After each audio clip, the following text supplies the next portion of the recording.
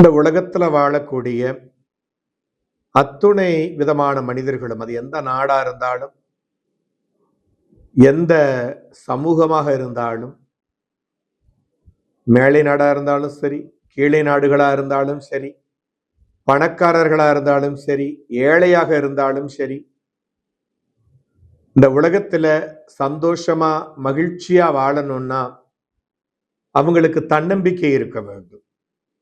தன்னம்பிக்கை இல்லாத ஒரு நபர் தன்னைத்தானே சந்தேகம் கொள்வதோடு மட்டும் இல்லாம எதெடுத்தாலும் சந்தேகம் கொள்ளக்கூடிய வாழ்வியலை பெறுகிறார். அவருக்கு வாழ்க்கையே நரகமாக அமையும். எதெடுத்தாலும் பயம் ஏற்படும். எதுலையுமே நிம்மதியற்ற ஒரு தன்மை ஏற்படும். புரியுதுங்களா? அப்போ ஒரு மனிதன் வெற்றி பெறுவதற்கும், சுகமான வாழ்க்கை வாழ்வதற்கும், நிம்மதியான வாழ்க்கை வாழ்வதற்கும் அவனுக்கு தேவை தன்னம்பிக்கை. எவ்வளவு தோல்விகள் வந்தாலும் தோல்விகள் தான் ஒவ்வொரு வெற்றியினுடைய பாடத்தை நமக்கு கற்றுத்தருகிறது அப்படிங்கிற புரிதலை கொடுப்பது தன்னம்பிக்கை. எல்லாருக்கும் எப்பொழுதுமே வெற்றி கிட்டுக்கொண்டே இருக்காது, கிடைச்சுக்கிட்டே இருக்காது. சில நேரங்களில் தோல்விகள் வரும். சில நேரங்களில் தோல்விகள் வாயிலாகத்தான் வெற்றி அடைவதற்கான அனுபவத்தையும் அறிவையும் நாம் பெற முடியும். புரியுதுங்களா? வெற்றி பெற்றால் வெற்றி மட்டுமே இலக்கு. தோல்வி அடைந்தால்தான் வெற்றி பெறுவதற்கான அனுபவத்தை பெற முடியும், நாம் அறிவை பெற முடியும், அதற்கான திட்டமிடலை நாம் வகுக்க முடியும். அதனால தோல்வி என்பது ஒரு பாடமே ஒழிய அது மனித வாழ்க்கையினுடைய முடிவு அல்ல. அப்ப இந்த மாதிரியான தன்னம்பிக்கையையும் மாற்றங்களையும் ஒருவர் பெற்றிருக்க வேண்டும் என்றால் அவர் தன்னம்பிக்கை மிக்கவராக இருக்க வேண்டும். எவ்விதத்திலும் தன் நிலை குறையாத நல்ல மாற்றங்களை பெறக்கூடியவராக இருக்க வேண்டும். அப்படி இருக்கிறதுக்கு அவங்க ஜாதகத்தில் அந்த அமைப்பு இருக்க வேண்டும். இந்த உலகத்தில் பிறந்த அத்தனை குழந்தைகளுக்குமே நம்ம எதிர்பார்க்கக்கூடிய முக்கியமான ஒரு குணாதிசயம் என்னன்னா தன்னம்பிக்கை. ஆனா எல்லா குழந்தைகளுமே தன்னம்பிக்கையோடு வாழ்கிறார்களா அப்படின்னா இல்லை. எந்தெந்த குழந்தையினுடைய ஜாதகத்தில் தன்னம்பிக்கையோடு வாழக்கூடிய கிரக அமைப்புகள் இருக்கிறதோ அவர்கள் தன்னம்பிக்கையோடு வாழ்கிறார்கள். தோல்வியை கண்டு துவளாதவர்களாக இருக்கிறார்கள். ஒவ்வொரு தோல்வியிலும் வெற்றிக்கான அனுபவத்தை பெறுகிறார்கள், அறிவை பெறுகிறார்கள். அடுத்து அவர் நினைத்த இடத்தை சாதிக்கிறார்கள், லட்சியத்தை அடைகிறார்கள்.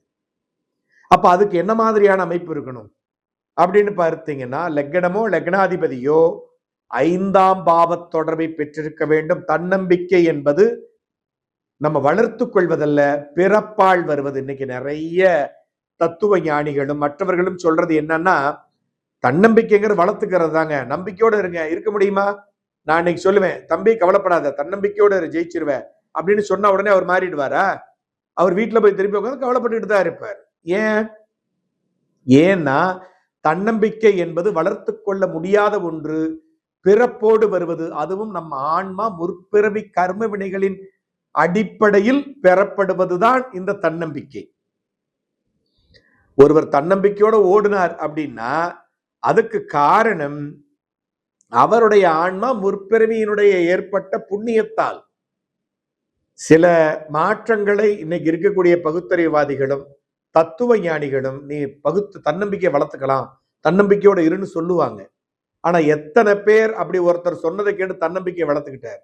அவர் மேல இருக்க நம்பிக்கை, யார் அவருக்கு அறிவுரை வழங்குகிறார்களோ அவர் மீது வைத்த நம்பிக்கையின் அடிப்படையில் வேணா வெற்றி பெற முடியுமே ஒழிய, ஒருத்தர் எனக்கு சொன்னாரு நீ தன்னம்பிக்கையோட நீ ஜெயிச்சிருவேன்னு, அன்னையிலிருந்து தன்னம்பிக்கை வந்துருச்சு எனக்கு அப்படின்னு சொல்ல முடியுமான்னா முடியாது. வெளிப்பக்கத்துல சொல்லுவார், நான் ஜெயிக்க முடியாதுன்னு நினைச்சேன், ஜெயிச்சுட்டேன், அதுல இருந்து தன்னம்பிக்கை வந்துருச்சுன்னு. ஆனா உள்ளூர பயம் இருந்து கொண்டேதான் இருக்கும், எப்ப என்னாகுமோ தெரியலையே அப்படின்னு சொல்லிட்டு. அப்ப தன்னம்பிக்கை பெற வேண்டும் என்றால் பூர்வ புண்ணியம் என்பது உங்களுக்கு அதற்கான நிலையை வழங்க வேண்டும். உங்களுடைய ஆன்மா முற்பிறவிகளில் ஆன்மீக ஈடுபாடோ அல்லது நன்மைகளையோ தர்மத்தோடு வாழ்ந்த நிலையையோ நற்புண்ணியங்களையோ செய்திருந்தால்தான் உங்களுக்கு தன்னம்பிக்கை ஏற்படும். அப்போ உங்க லக்னமோ லக்னாதிபதியோ பூர்வ புண்ணிய ஸ்தானமான 5ஆம் பாவத்தோடோ 5ஆம் அதிபதியோடோ தொடர்பை பெறும் பொழுது உங்களுக்கு தன்னம்பிக்கை ஏற்பட்டு விடுகிறது. இப்போ உதாரணமா பாத்தீங்கன்னா, எப்படிங்க சார் 5ஆம் பாவத்தோட தொடர்பு ஏற்பட்டா எப்படி தன்னம்பிக்கை ஏற்பட்டுரும் அப்படின்ற கேள்வி நிச்சயமா உங்களுக்கு எழும். 5ஆம் பாவத்தோடு லக்னம் லக்னாதிபதி தொடர்பு பெறும் பொழுது அல்லது 5ஆம் அதிபதியோடு லக்னம் லக்னாதிபதி தொடர்பு பெறும் பொழுது ஒரு காரியத்தை எடுத்து செய்யறாங்கன்னா பூர்வ புண்ணியம் அவங்களுக்கு அந்த தொடர்பை கொடுக்கறதுனால டக்கு டக்குன்னு அவங்களுக்கு சக்சஸ் ஆயிடும். அப்ப தொடர்ந்த வெற்றிகள் அவங்களுக்கு என்னத்தை கொடுத்துக்கிட்டே இருக்கும்? தன்னம்பிக்கையையும் உற்சாகத்தையும் வழங்கி கொண்டே இருக்கும். அதன் அடிப்படையில் அவர்களுக்கு தன்னம்பிக்கை வளர்ந்துகிட்டே போகும். ஆனா 5ஆம் பாவத்தோடு தொடர்பு இல்லைன்னா ஒரு ஜாதகர் தான் நினைக்கிற காரியத்தை அடைவதற்கு போராட வேண்டும், ரொம்ப கஷ்டப்படணும். எத்தனையோ போராட்டங்கள் இருக்கும், அதுலெல்லாம் தோல்விகளா இருக்கும். அந்த தோல்விகள் ஒவ்வொன்றா அவர் என்ன படுத்திக்கிட்டே வரும்? நம்பிக்கை இழக்க செய்து கொண்டுதான் வரும். அப்ப பூர்வ புண்ணியத்தோடு லக்னம் லக்னாதிபதி தொடர்பு பெறும் பொழுதுதான் அவர்களுக்கு தொட்டதெல்லாம் பொன்னாகும், நினைத்ததெல்லாம் அடைவார்கள், செய்கிற காரியங்கள் எல்லாம் அவர்களுக்கு நன்மையை கொடுக்கும், இயற்கையே அவர்களுக்கு தன்னம்பிக்கை வளர்த்து விட்டுரும். புரியுதா? அதோடு மட்டும் இல்ல, உங்களுடைய முன்னோர்களினுடைய பாவ புண்ணியங்களும் இதற்கு தேவை. உங்களுடைய முன்னோர்கள் புண்ணியங்கள் அதிகம் செய்திருக்கும் பொழுது அது ஒரு 50% உங்களுக்கு தன்னம்பிக்கையை ஏற்படுத்தும். அவங்க அப்பா யாரு தெரியும்ல? பெரிய ஜமீன்தார், அவங்க தாத்தா அதை விட பெரிய ஜமீன்தார். அப்படிங்கும் போது உங்களுடைய நிலை, உங்களுடைய தன்னம்பிக்கை, நம்ம எவ்வளோ பெரிய பாரம்பரிய குடும்பத்திலிருந்து வந்திருக்கோம் அப்படிங்கிற ஒரு தன்னம்பிக்கை ஏற்படும். மற்றவர்கள் அந்த பார்வையை உங்களுக்கு செலுத்தும் பொழுது அதுவும் தன்னம்பிக்கையை கொடுக்கும். அப்போ உங்க ஆன்மா முற்பிறவியில் செய்த புண்ணியமும் உங்க முன்னோர்கள் செய்த முற்பிறவி புண்ணியத்தின் அடிப்படையும் தான் உங்களுக்கு தன்னம்பிக்கையை ஏற்படுத்தும், வளர்க்கும்.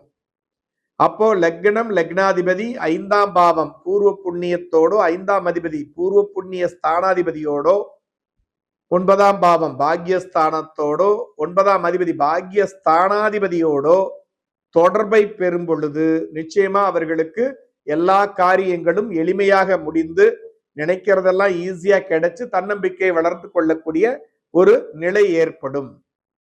அது மட்டுமில்லை, யாரெல்லாம் ஆன்மீகத்தில் ஈடுபாட்டை பெற முடியுமோ, பெற வேண்டுமோ, சாஸ்திரங்களில் தர்மத்தில் ஈடுபாடு வேண்டுமோ அவர்களுக்கெல்லாம் லக்னம் லக்னாதிபதி 5ஆம் இடத்திலும் 9ஆம் இடத்தோடும் அதிபதிகளோடும் தொடர்பு பெற்றிருக்க வேண்டும். நீங்க நினைச்சோன்னு ஆன்மீகவாதியா மாறிட முடியாது, நினைச்சோன்னு சித்தரா மாற முடியாது, நினைச்சோன்னு யோகியா மாறிட முடியாது. பயிற்சியால் முடியும். அந்த அமைப்பு இருந்துச்சுன்னா வெகு குறைவான காலத்துல உங்களுக்கு அது அமைஞ்சிரும். அந்த அமைப்பே இல்லாம முயற்சி பண்ணினீங்கன்னா எத்தனை ஜென்மங்கள் ஆகும்னே தெரியாது. புரியுதுங்களா? அப்போ இந்த 5 9ஆம் பாவ தொடர்பு, அதன் அதிபதிகளோட தொடர்பு லக்னத்துக்கோ லக்னாதிபதிக்கோ ஏற்படும் பொழுது தன்னம்பிக்கை மிக்கவர்களாக இருக்கிறார்கள்.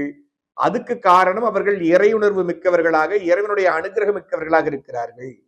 அவர்களுக்கு யாருடைய புண்ணியம் காப்பாத்துது? அவர்களுடைய முற்பிறவி புண்ணியமும் அவர் முன்னோருடைய முற்பிறவி புண்ணியமும் அவர்களுக்கு இந்த தன்னம்பிக்கையை ஏற்படுத்துகிறது. அதோடு மட்டும் இல்ல, இறை அனுகிரகத்தை கொடுக்கக்கூடிய ஒரு பாசிட்டிவ் எனர்ஜியை கொடுக்கக்கூடிய வைப்பை கொடுக்கக்கூடிய கிரகம் எதுனா குரு. அப்ப லக்னம் லக்னாதிபதி குருவோடு ஏற்படுத்தி கொள்ளுகிற தொடர்பு ஆன்மீகத்தில் ஈடுபாட்டை ஏற்படுத்தி, சாஸ்திரங்களில் ஈடுபாட்டை ஏற்படுத்தி, தர்மங்களில் ஈடுபாட்டை ஏற்படுத்தி, தன்னம்பிக்கையை கொடுத்து வெற்றியை அவர்களுக்கு ஏற்படுத்தி கொள்ள வழிவகுக்கிறதுங்கிறத புரிஞ்சுக்கோங்க. புரியுதுங்களா? அப்ப லக்னமோ லக்னாதிபதியோ 5ஆம் பாவத்தோடோ 9ஆம் பாவத்தோடோ குரு கிரகத்தோடோ நல்ல தொடர்பை பெற்றிருக்கும் பொழுது அவர்கள் தன்னம்பிக்கையில் சிறந்தவர்களாக, எவ்வளவு பிரச்சனைகள் பின்னடைவுகள் ஏற்பட்டாலும் அதிலிருந்து மீண்டு வரக்கூடிய ஒரு நிலையை பெற்றவர்களாக அமைகிறார்கள், வளம் வருகிறார்கள் அப்படிங்கிறத புரிஞ்சுக்கங்க. ஆனா அந்த உலகத்துல அப்படி நம்ம கணக்கெடுத்து பார்க்கும் பொழுது நம்ம எல்லாருமே தன்னம்பிக்கையோட தான் வாழ்றாங்களா அப்படின்னா இல்லையே. கிட்டத்தட்ட 90% மக்கள் தன்னம்பிக்கையற்று எப்ப பிரச்சனை வருமோ, எதுல சிக்கிக்குமோ, என்ன மாதிரி சிக்கல் வருமோ, உடல் ஆரோக்கியம் போயிருமோ அப்படின்னு நம்ம ஒவ்வொரு நிலையையும் எண்ணி பயத்தோடு வாழக்கூடிய, தன்னம்பிக்கையற்ற நிலையை பெறக்கூடிய ஒரு வாழ்வியலை பெற்றவர்களாகத்தான் வாழ்கிறார்கள். அப்ப என்ன அர்த்தம்? அவங்க முற்பிறவியில், அதாவது 90% மக்கள் பூமியில் வாழக்கூடியவர்கள் முற்பிறவியில பாவ புண்ணியங்களை புண்ணியங்களை அதிகம் செய்யறதுக்கு போல பாவங்களை அதிகமா செய்யறாங்க. அதன் அடிப்படையில லக்னம் லக்னாதிபதி 8ஆம் பாவத்தோடோ 8ஆம் அதிபதியோட, 8ஆம் பாவம்னா என்ன? நீண்ட கால பிரச்சனைகள், நீண்ட கால நோய்கள், தடைகள், குழப்பங்கள், பின்னடைவுகள், அவமானங்கள், இவற்றையெல்லாம் கொடுக்கக்கூடியது. 12ஆம் இடம் என்ன சொல்லுது? அந்த ஊர்ல இருக்க முடியாத நிலை, நஷ்டங்கள், கஷ்டங்கள், பிரச்சனைகளை கொடுக்கக்கூடியது. ஒரு இடத்துல நிம்மதியா வாழ முடியாத நிலையை கொடுப்பது, ஊரு விட்டு ஊரு மாறிக்கிட்டே இருக்கக்கூடிய நிலையை குறிப்பது 12ஆம் இடம். அப்ப லக்னம் மற்றும் லக்னாதிபதி 8ஆம் பாவத்தோடோ 8ஆம் அதிபதியோடோ 12ஆம் பாவத்தோடோ 12ஆம் அதிபதியோடோ தொடர்பை பெற்றிருக்கும் பொழுது அவர்கள் செய்யக்கூடிய ஒவ்வொரு காரியமும் அவர்களுக்கு பின்னடைவையும் குழப்பத்தையும் பிரச்சனைகளையும் ஏற்படுத்துகிறது. அப்ப பிரச்சனைகளை பார்த்து பார்த்து பார்த்து நம்பிக்கையற்று போய், தன்னம்பிக்கையற்று போய், விதிவட்ட வழி அப்படின்ற மாதிரி வாழ்வியலை நிம்மதியற்றும், பயந்தும், கஷ்டத்தோடும், பிரச்சனைகளோடும் வாழக்கூடிய ஒரு நிலையை பெறுகிறார்கள் அப்படிங்கிறத புரிஞ்சுக்கணும். அப்ப லக்னம், லக்னாதிபதி 8ஆம் பாவத்தோடோ 8ஆம் அதிபதியோடோ 12ஆம் பாவத்தோடோ 12ஆம் அதிபதியோடோ தொடர்பு பெற்றிருக்கும் பொழுது தன்னம்பிக்கை குறைவானவர்களாக இருக்கிறார்கள். ரொம்ப ஈஸியா ஏமாந்து போயிடுவாங்க, ரொம்ப ஈஸியா கஷ்டத்தை அனுபவிக்க ஆரம்பிச்சிருவாங்க. தனக்கு மேலே நம்பிக்கை இருக்காது, யார் மேலே நம்பிக்கை இருக்காது, தெய்வ நம்பிக்கை இருக்காது, சாமின்னு ஒண்ணு இருக்கா இல்லையா அப்படிம்பாங்க. தான் படுற கஷ்டத்துக்கெல்லாம் படைத்த இறைவன் தான் காரணம்பாங்க, மற்றவங்க தான் காரணம்பாங்க. இதெல்லாம் அதனுடைய நிலையாக இருக்கிறது. அதே போல அவநம்பிக்கை, அவமானங்கள், கஷ்டங்கள், பிரச்சனைகள் இதெல்லாம் தரக்கூடிய காரக கிரகம் சனி.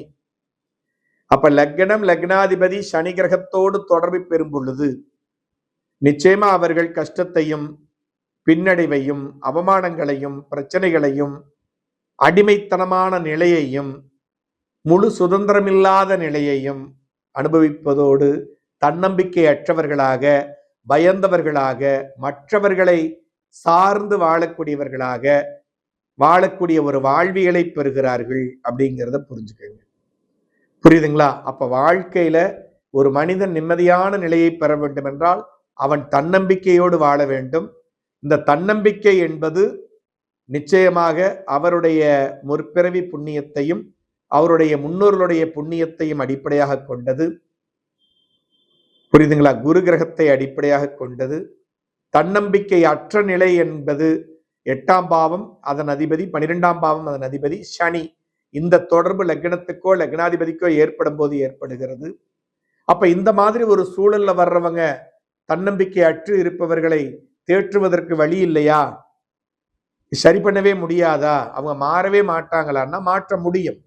அதற்கான வாய்ப்பு என்னன்னா அவங்க நம்பிக்கையை, தன்னம்பிக்கையை வளர்ப்பதற்கு பதிலாக ஆன்மீகத்திலோ மற்ற ஒரு குருமார்கள் மீதோ அல்லது ஒரு பொருளின் மீதோ ஏதோ ஒரு விஷயத்தில் அவர்களுக்கு நம்பிக்கையை ஏற்படுத்தி, தன்னம்பிக்கையை ஏற்படுத்தவே முடியாது, ஏதோ ஒரு வெளியே இருக்கக்கூடிய அல்ல அவங்களுக்குள்ளேயே இருக்கக்கூடிய ஒரு பவரையோ ஒரு கெப்பாசிட்டியையோ ஒரு நபரையோ ஒரு பொருளையோ ஒரு இறைவன் இறைவியையோ அவர்களை பிடிமானமாக கொண்டு அதன் மீது நம்பிக்கை கொண்டு அதன் அடிப்படையில் அவர்கள் தன்னுடைய வெற்றியை, தன்னுடைய வாழ்வியலில் நிம்மதியான வாழ்வியலை பெற முடியும் அப்படிங்கிறதான் நீங்க புரிஞ்சுக்கணும். ஆனா இது ரெண்டுக்கும் வித்தியாசம் தெரியாம நான் ஒருத்தருக்கு தன்னம்பிக்கையை ஊட்ட போறேன், தன்னம்பிக்கையை வளர்க்க போறேன்னு நினைச்சு நிறைய பேர் கொடுக்கக்கூடிய பயிற்சிகளும் முயற்சிகளும் நிச்சயமாக வீணடையும். அப்ப இந்த மாதிரி ஜாதக அமைப்பு இருக்கவங்களுக்கு நம்ம என்ன பண்ணணும்? அவர்களுக்கு வெளியே இருக்கக்கூடிய, அவர்களே தெரியாம அவங்களுக்குள்ள இருக்கக்கூடிய சில பண்புகள் அல்லது சில பொருட்கள், சில இறைவன் இறைவி இவற்றை பிடிமானமாக கொண்டு அவர்களுக்கு நம்பிக்கையை ஏற்படுத்தி வாழ்வியலில் வெற்றி வாகை சூட வைக்க வேண்டும் அப்படிங்கிறத புரிஞ்சுக்கோங்க. புரியுதுங்களா? அப்ப இதெல்லாம் மிக முக்கியமானது. ஒரு மனிதன் வாழ்வியலில் அவன் நல்ல நிலைக்கு வாழ்வதற்கு, வளர்வதற்கு இதெல்லாம் முக்கியமானது. அப்ப இவற்றையெல்லாம் அடிப்படையா வச்சுக்கிட்டு நீங்க பலன் எடுத்து ஒருவருக்கு வழிகாட்டுதல் வழங்கும் பொழுது அவங்க கேள்வி கேட்கிறாங்களோ இல்லையோ, நிச்சயமா அவர்கள் நல்ல வழியில் சென்று கஷ்டத்திலிருந்து மீண்டு வந்து நல்ல வாழ்க்கை வாழ்வார்கள். அதற்கு காரணமா நீங்க அமையணும். அதுதான் ஜோதிடத்தினுடைய மிக முக்கியமான ஒரு கடமை, ஒரு செயல் அப்படிங்கிறத புரிஞ்சுக்கோங்க. அப்போ நீங்க முன்னாடி சொன்னது போலவே நிறைய ஜாதகத்தை எடுத்துக்கங்க, ஆய்வுகள் மேற்கொள்ளுங்க, அவங்களை எப்படி சரிப்படுத்தலாம், வழிப்படுத்தலாம், வழி நடத்தலாம் அப்படிங்கிறத புரிஞ்சுக்கிட்டு அதன் அடிப்படையில் உங்களை நாடி வருபவர்களுக்கு நல்ல மாற்றங்களை ஏற்படுத்துங்கள். சந்தேகங்களை உதவி ஆசிரியர்கள் மற்றவர்கள்ட்ட கேட்டு தெளிவு பெற்றுக் கொள்ளலாம். புரியுதுங்களா? அடுத்த வகுப்புல அடுத்தடுத்த நிலைகளை எடுத்துக்கொண்டு எவ்வாறு மாற்றங்களை ஏற்படுத்தலாம் அப்படிங்கிறத பார்க்கலாம். நன்றி, வணக்கம்.